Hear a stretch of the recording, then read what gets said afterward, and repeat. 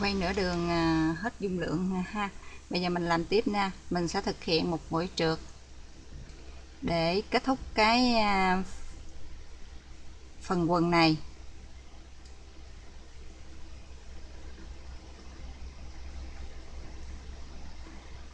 Như vậy là cái quần lót bên trong của búp bê đã hoàn tất ha. Bạn chỉ cần cắt chỉ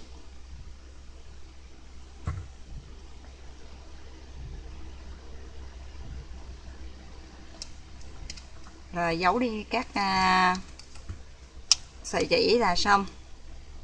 Nhưng ở đây cái quần này mình sẽ để dành để lần sau mình sẽ tiếp tục hướng dẫn cho bạn làm thành áo tắm cho búp bê.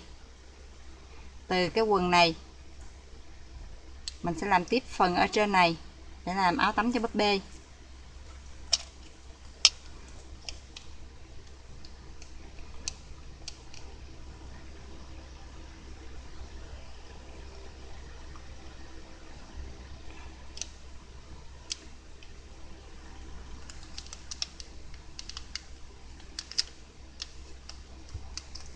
Đây, phần quần lót cho búp bê mình đã làm xong đây.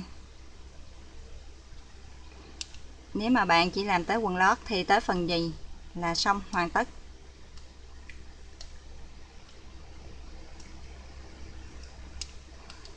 Bạn nào mà muốn điểm thêm bông hoa hay hạt cườm đồ lên cũng được, nhưng mà mình nghĩ rằng không nên đính kết gì lên đây, tại vì bên đây là để mặc bên trong cho búp bê nên mình không cần phải trang trí thêm ha. Đây, phần quần lót đã xong.